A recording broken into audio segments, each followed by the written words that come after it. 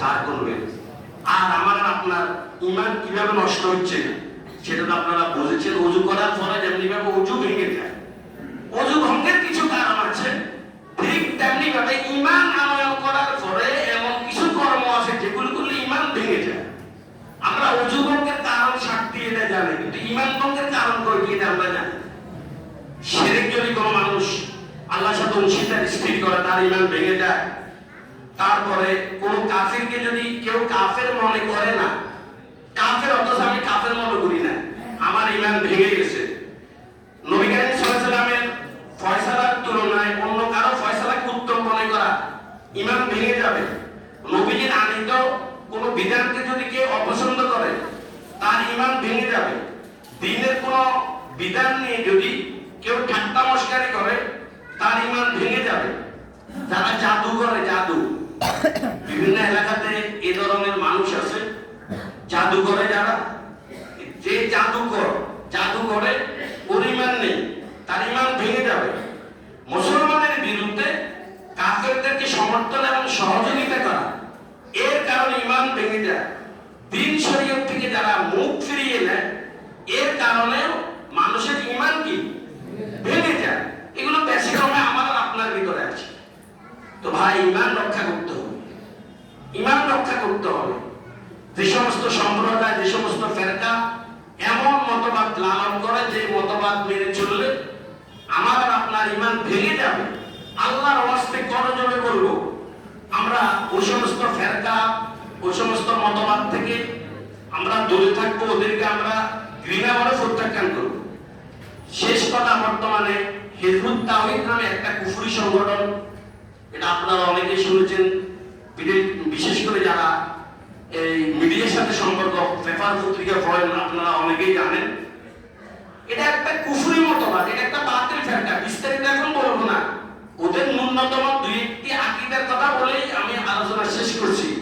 আপনাদের বিবেকের উপরে ছেড়ে গেলাম, আপনারা বিবেক দিয়ে ডিসিশন দিবেন যে এরা কি আসলে ইমানদার নাকি এরা প্রকৃতপক্ষে এরা ইহুদি খ্রিস্টানের দালাল, খ্রিস্টানদের দালাল, হিজবুত তাওহীদ না হিজবুত শয়তান, এটা আপনারাই বিবেচনা করবেন। ওদের এক নাম্বার যে মতবাদগুলো যে সব ধর্মই সত্য এবং যে কোনো ধর্ম পালন করলেই জান্নাত পাওয়া যাবে,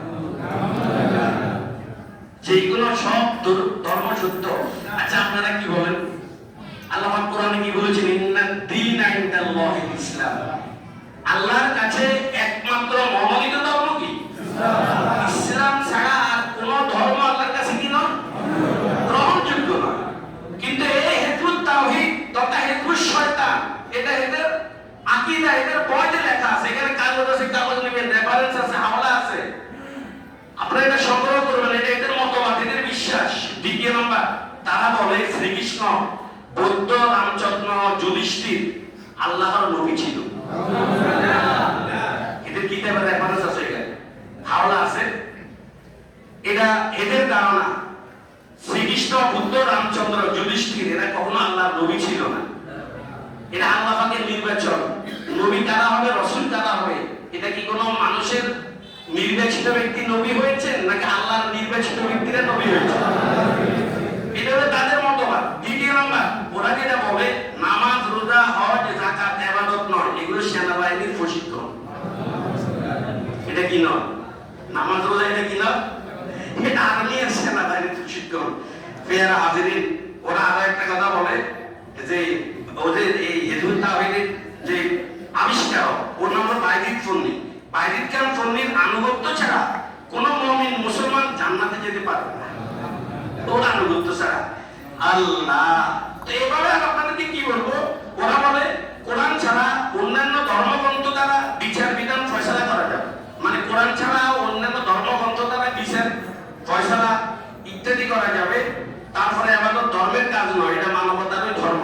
তো যাই এই ধরনের ভ্রান্ত মতবাদ ওরা লালন করছে হিজবুত তাওহীদ। সবচেয়ে বড় দুর্ভাগ্যের বিষয় হলো বিভিন্ন বাতিল ফেরকা বিশ্বের বিভিন্ন দেশে ওদের জন্ম সৃষ্টি, আর এই বাতিল ফেরকাটার জন্ম আমাদের বাংলাদেশে। আরো দুর্ভাগ্যের বিষয়, এরা আমাদেরই থানার লোক, এরা আমাদেরই কি থানার লোক। তো এই জন্য আমার ভাইরা, এটা আমাদের জন্য দুর্ভাগ্য। যাই হোক, আপনারা আরো বিস্তারিত জানতে পারবেন এদের টার্গেট কি, এদের মিশন কি, এরা কার এজেন্ডা বাস্তবায়ন করার জন্য এভাবে মাঠে নেমেছে। ওলামায়ে কেরাম তো অকুত্ত ভাষায় ওরা গালি গুলুজ করছে। আগামীকাল এরই লক্ষ্যে নোয়াখালী জেলা স্কুল ময়দান ইসলামী মহাসমাবেশ অনুষ্ঠিত হবে।